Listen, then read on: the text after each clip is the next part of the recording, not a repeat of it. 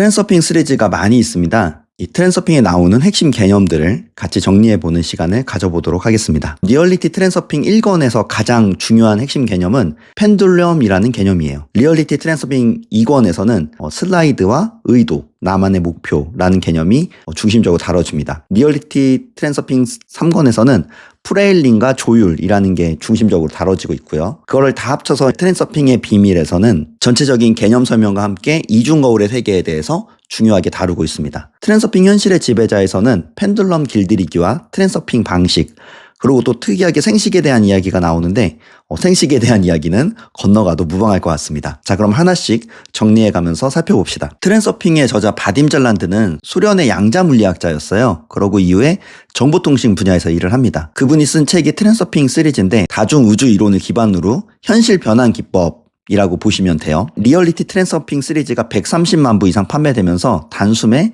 러시아의 베스트셀러 작가가 됩니다. 근데 이 작가님은 유명세를 원하지 않은 탓에 저자의 개인적 신상은 거의 알려진 바가 없고 유튜브나 여러 가지 대중 매체에서도 얼굴이 거의 나오지 않았어요. 트랜서핑 시리즈에서만 나오는 개념 중에 하나가 펜듈럼이라는 개념입니다. 펜듈럼이라는 거는 이 작가님이 만든 하나의 개념이에요. 책의 원문에 있는 펜듈럼이라는 설명을 한번 읽어드려 보도록 하겠습니다. 펜듈럼, 어떤 집단의 생각이 한 방향으로 초점 맞추어지고 그 결과로 각자의 사념 에너지의 매개 변수가 동일해질 때 하나의 구조체가 생겨난다. 에너지의 바다 한가운데에서 하나의 독자적인 에너지체인 에너지 펜듈럼이 만들어지는 것이다. 이 구조체는 독자적인 생애를 시작하고 그 창조에 참여한 사람들을 자신의 법칙에 복종시킨다. 펜듈럼은 자신의 진동수에 동조하는 지지자를 계속 끌어모아서 그들로부터 더 많은 에너지를 뽑아내고 그 힘으로 더욱더 강력하게 진동한다. 게다가 다른 펜듈럼들과도 끊임없이 경쟁하고 충돌하므로 우리는 특정 펜듈럼에 깊이 속박되어 있을수록 더 많은 갈등과 혼란, 반목과 실패를 경험하게 된다. 지금 당신이 믿고 있는 모든 가치는 무수한 펜듈럼으로부터 강요된 것이다. 펜듈럼이라는 개념은 2명 이상의 사람이 모였을 때 생겨나는 에너지 구조체라고 보시면 되고요. 모든 집단, 그러니까 회사, 국가, 브랜드, 그 밖에 여러 가지 조직들은 다 펜듈럼이라는 에너지체 속에서 관리되고 있고 그것이 조종되고 있다라고 이야기를 하는 거죠. 그러면서 우리는 어린 시절부터 조국, 가족, 정당, 회사, 정부, 심지어 이념까지도 자신을 바치도록 훈련받아 왔다는 겁니다. 그 결과 우리는 누구나 정도의 차이는 있지만 의무감과 책임감, 죄책감을 가지고 있다는 겁니다. 그래서 사실은 의무감, 책임감, 죄책감을 잘 살펴보면은 원래 우리가 당연히 가져야 된다라고 어떤 세뇌당했다는 거죠. 근데 잘 생각해보면은 그러한 것은 하나도 없는 거죠. 다 어디선가 교육을 통해서, 들음을 통해서 우리 안에 생겨난 하나의 고정관념 같다는 겁니다. 자, 그러면 왜 우리는 이토록 조직에게 봉사를 하고 있을까라고 물어보는 거죠. 그것은 펜듈럼이 살아가기 위해서 우리들의 에너지를 빼앗기 위해서 만들어진 하나의 형태라고 하는 거죠. 펜듈럼이 뭐냐면 진자추라고 보시면 됩니다. 그래서 진자추를 생각해보면 이렇게 좌우로 왔다 갔다 거리잖아요. 좌우로 왔다 갔다 거리는 걸 이제 진동이라고 하는데 처음에 펜듈럼이 시작될 때는 아주 적게 움직이다가 점점점 크게 진동한다는 거죠. 이게 생각해보면은 우리가 연인과의 싸움 혹은 부부싸움을 생각해보시면은 예시가 쉽게 들 수 있어요. 그러니까 처음에는 가벼운 걸로 시작합니다. 어떤 갈등 구조가. 당신 이거 왜 안 했어? 이런 식으로 시작되겠죠. 그러면 방어 기제가 생기면서 거기에 갈등을 더하면 그게 한 번 더 흔들립니다. 왜 그거 나한테만 그래? 약간 이런 식으로. 그래서 점점 싸움이 커지면서 진동수가 증폭되게 되죠. 그러면 우리는 에너지를 펜듈럼한테 빨리면서 그 갈등은 더욱더 증폭됩니다. 나중에는 이렇게까지 싸울 문제였나 싶을 정도로 우리가 자각하지만 거기서 그 싸움을 빨리 끝낼 순 없죠. 왜냐하면 그 두 사람 다 잠들어 있기 때문입니다. 펜듈럼이라는 거는 우리의 의식을 잠들게 해요. 우리가 대중 속에 있거나 아니면은 강요돼 있는 상태에 있다면 우리의 의식이 반쯤 꺼집니다. 예를 들어서 유니폼 같은 걸 입었을 때 우리의 의식은 반쯤 꺼지죠. 그래서 나의 개성은 사라지고 그 유니폼이 대변하는, 그 펜듈럼이 대변하는 어떤 하나의 캐릭터가 돼서 우리가 그 일을 수행하게 됩니다. 바딤 잘란드는 펜듈럼의 목적은 지지자들에게 에너지를 뽑아내고 그 위에 군림하며 존재하는 것이다 라고 이야기를 합니다. 펜듈럼을 흔들어줄 지지자가 없으면 펜듈럼은 잊혀지게 되고 결국은 사라지게 된다는 거죠. 이게 인격이 있는 것처럼 보이지만은 그런 건 없고 말 그대로 순수하게 존재하기 위해서 탄생하고 그러다가 사람들이 이 펜듈럼이 잊어가면은 사라진다는 겁니다. 죽은 펜듈럼들은 다음과 같다라고 이야기를 해요. 고대 그리스의 로마의 다신교, 고대 무기, 옛날 패션, 레코드판 등등은 원래 유행을 선도하다가 에너지를 많이 먹다가 점점 사라지면서 지금은 거의 없어진 펜듈럼과 같다라고 이야기를 하는 거죠. 저는 회사를 볼 때마다 독자적인 생애를 가진 하나의 에너지체라고 생각하거든요. 생각해보면 창업부터 회사의 마지막은 결국은 부도잖아요. 모든 회사는 부도가 나서 끝납니다. 처음에는 탄생을 하죠. 창립을 하고 생명체니까 탄생을 하고 성장을 하고 성숙을 거쳐서 늙고 결국은 죽음을 맞이합니다. 그러고 다시 탄생하게 되죠. 그래서 저는 회사를 보거나 어떤 조직들을 보면은 이거 분명히 펜듈럼이다. 독자적인 생애 주기를 가지고 있고 또 그 안에 점점 조직이 커질수록 에너지를 많이 가질수록 그게 거대해지고 대기업 같은 경우에는 상당히 강력해진 펜듈럼이겠죠. 그래서 그런 식의 펜듈럼들로부터 우리는 살고 있고 그 펜듈럼으로부터 벗어날 수 없다라고 이야기를 하는 거죠. 문제는 펜듈럼 영향 속에 우리가 들어갈 때 사람들은 꼭두각시가 되면서 잠들어 버리게 된다는 겁니다. 그래서 그 펜듈럼에서 벗어나는 게 이제 성공을 위한 첫 번째 조건인데 이 조건이 펜듈럼과 싸우기를 거부하는 거예요. 이거를 펜듈럼이라는 걸 알아채고 그 싸움을 거부하고 그 다음에 펜듈럼이라는 걸 알아차렸으면 그냥 그 펜듈럼이 그대로 존재할 권리가 있음을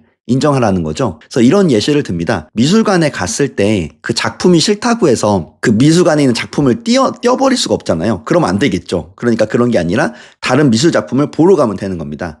그처럼 펜듈럼도 내가 원하지 않는 펜듈럼이 나에게 왔을 때 그냥 그것의 존재를 인정하고 다른 것에 초점을 맞추면 지나가게 할 수 있다라고 말하고 있습니다. 그 어떤 펜듈럼도 비난하지 말고 화내지 말아라.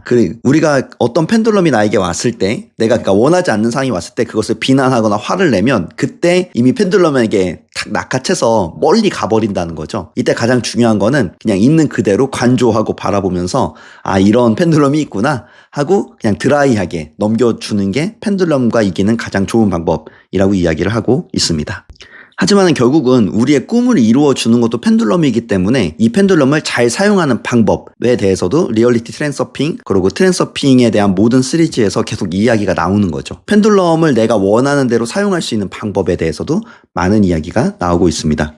아주 쉽게 말하면은 사실은 원하지 않는 상황이 왔을 때 그 상황 속에서 관조를 하고요. 그 다음에 내가 원하는 게 뭐지? 전환 질문을 던진 다음에 원하는 것을 생각하면은 나에게 온 펜듈럼을 의도적으로 내가 역이용할 수 있다라는 게 리얼리티 트랜스서핑에서 말하고 있는 펜듈럼을 길들이는 방법 중에 하나입니다. 그 다음으로 중요한 게 펜듈럼과 함께 발생하는 잉여 포텐셜이라는 개념입니다. 잉여 포텐셜은 이렇게 써 있어요. 한번 읽어드려 볼게요. 잉여 포텐셜은 균일한 에너지장 속에 일어나는 긴장, 국소적인 교란이다. 이런 불균일은 어떤 대상에다 지나친 중요성을 부여할 때 산염 에너지에 의해 형성되는 것이다. 예를 들면 소망이라는 것은 원하는 대상을 그것이 없는 곳으로 끌어당겨 오려고 애쓰는 것이기 때문에 잉여 포텐셜이다. 가지고 있지 않은 것을 가지려고 하는 힘겨운 욕망이 에너지적인 기압차를 형성해서 균형력의 바람을 일으킨다.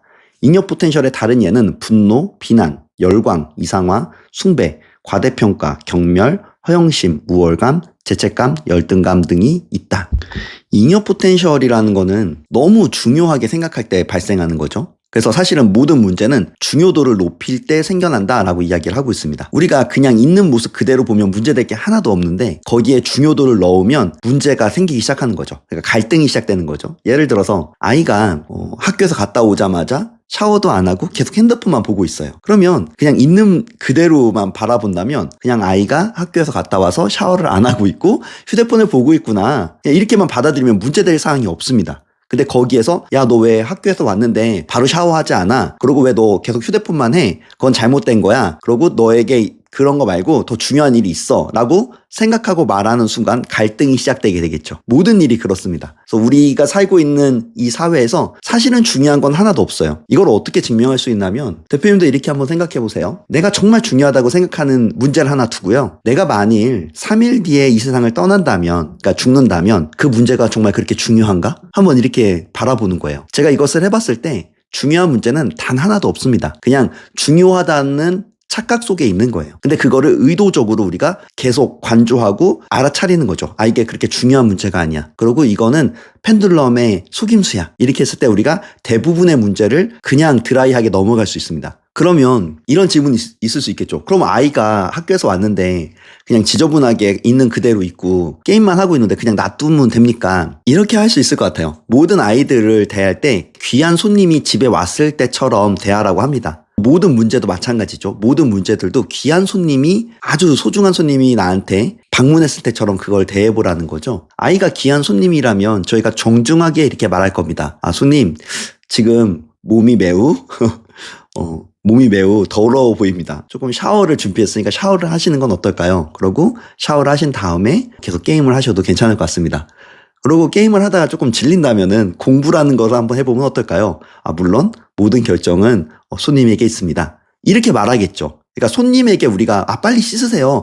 게임 그만하세요. 이렇게 할 수 없잖아요. 그쵸? 그런 것처럼 모든 것에 있어서 귀한 손님처럼 대하면 갈등이나 문제가 생기지 않고 또 그 안에서 펜듈럼에 조종당할 일이 없다는 거죠. 아이랑 갈등을 일으키는 순간 펜듈럼이 작동하고 진자추가 흔들리기 시작하면서 점점 더 멀리 가게 됩니다. 그러면서 원하는 것을 얻기는커녕 훨씬 더 많은 에너지만 잃는다는 거죠. 한번 잘 생각해 보시면 좋을 것 같습니다. 그 다음이 리얼리티 트랜서핑 2권에 나오는 슬라이드와 의도입니다. 우선 슬라이드부터 이 개념을 설명해 보면 이 개념도 그 작가님이 만든 개념이에요. 한번 읽어드려 보겠습니다. 슬라이드, 우리 자신과 주변 세계에 대한 우리의 인식은 종종 사실과는 한참 동떨어져 있다. 그러한 왜곡을 초래하는 것이 바로 우리가 가지고 있는 슬라이드다. 예를 들어 당신은 자신의 단점 때문에 걱정하고 그 때문에 열등감을 느끼며 따라서 다른 사람들도 당신의 단점을 좋아하지 않는 것 같다고 느낀다. 이 경우 당신은 사람들을 대할 때마다 자신의 영사기에 열등감의 슬라이드를 끼워놓고 모든 것을 왜곡된 모습으로 바라보고 있는 것이다. 슬라이드는 당신의 머릿속에 들어있는 왜곡된 현실이다. 부정적인 슬라이드는 대개 마음과 영혼을 일치시켜서 그것이 현실로 이루어지게 한다. 부정적인 슬라이드를 긍정적으로 바꾸어 그것이 당신을 위해 일하게 만들 수 있다. 의도적으로 긍정적인 슬라이드를 만들어 가지면 그것은 당신 세계의 층을 놀랍게 변화시킬 것이다. 목표의 슬라이드는 목표가 이미 이루어진 것처럼 상상하는 마음속의 그림이다. 슬라이드를 심상화하는 체계적인 방법을 실천하면 그에 상응하는 가능태 공간의 섹터가 실현된다. 슬라이드라는 거는 내 머릿속에 있는 자아상 이미지입니다. 자아상을 가지고 있으면 그것이 관련된 여러 가지 이미지들이 머릿속에 투영되죠. 부정적인 슬라이드를 생각보다 사람들이 많이 가지고 있다라고 바딤 잘란드 작가는 말하고 있습니다. 특히 컴플렉스 아니면 왜곡된 신념들을 부정적인 슬라이드라고 하는데 예를 들어서 이런 거죠. 돈 벌기는 너무 힘든 거야. 돈 벌기는 쉽지 않아. 지금은 불경기야. 나는 뭘 해도 안 돼. 이런 것들은 하나의 슬라이드일 뿐이지 사실이 아니라는 겁니다. 그것은 그냥 내가 가지고 있는 부정적인 슬라이드라는 거죠. 예를 들어서 나는 말을 잘 못해. 나는 이런 거 파는 사람이 아니야. 나는 이런 걸 잘 못해. 이런 것도 사실이 아니라 그냥 내가 가지고 있는 나를 바라보고 있는 하나의 슬라이드다라고 이야기하는 겁니다. 이때 중요한 게 이 슬라이드는 매우 아픈 곳이기 때문에 다른 사람의 부정적 슬라이드가 보인다 하더라도 결코 그것을 그 사람에게 말해주지 말라고 이야기를 합니다. 왜냐하면 말하는 순간 싸움이 일어나겠죠. 컴플렉스니까. 그래서 부정적인 슬라이드를 발견하더라도 그냥 가만히 놔두면 되고요. 내 자신의 부정적인 슬라이드를 발견할 때는 바꿔야겠죠. 그래서 이게 나의 부정적인 슬라이드구나 라는 걸 알아차리고 마찬가지로 그러면 내가 원하는 건 뭐지? 그래서 내가 원하는 슬라이드를 하나 머릿속에 걸면 되는데 저희가 이걸 연구를 많이 했습니다. 그래서 저희가 찾아낸 가장 좋은 슬라이드 중에 하나는 나는 4천억을 벌었다. 그러니까 지금 저의 슬라이드죠. 그러니까 1,000억 원 이상을 벌었다라는 하나의 슬라이드를 걸어 놓는 겁니다. 왜 이 슬라이드를 걸게 됐냐면 너무 여러 가지 슬라이드가 있어요. 예를 들어서 저 같은 경우에는 예전에 대전의 랜드마크 카페를 만들겠어. 베스트셀러가 되겠어. 그다음에 프로 강사가 되겠어. 세계 일주를 하겠어. 이런 여러 가지 꿈들. 그러니까 저희가 흔히 말하는 어떤 드림 리스트 있잖아요. 그게 하나하나가 다 슬라이드인데 이거를 머릿속에 갖다 놓으니까 너무 여러 개인 거예요. 그래서 하나에 집중되지가 않는 거죠. 그러면 이 모든 것을 다 이룬 상태, 그 상태를 상징으로 만들었을 때 뭐가 가장 적합할까를 생각해 보니까 결국은 4천억을 벌면은 모든 게 다 완성된 형태겠구나. 그리고 슬라이드도 그냥 하나로 완성되는 거예요. 그러니까 상징적인 거죠. 나는 4천억을 벌었다. 그러니까 1,000억 원 이상으로 하시면 좋습니다. 그런 상징적인 슬라이드를 가지고 하나의 슬라이드를 머릿속에 넣으니까 매우 놀라운 일들이 벌어지기 시작했습니다. 벌써 시간이 이렇게 됐네요. 우선 이거는 1부, 2부 혹은 1부, 2부, 3부로 나눠서 핵심 개념에 대한 이야기는 계속 가보도록 하겠습니다. 지금까지 조성민 작가의 위드유였습니다. 이 영상이 도움이 되셨다면 구독과 좋아요 그리고 댓글을 남겨주세요. 그러면 다음 영상에서 뵙겠습니다. 감사합니다.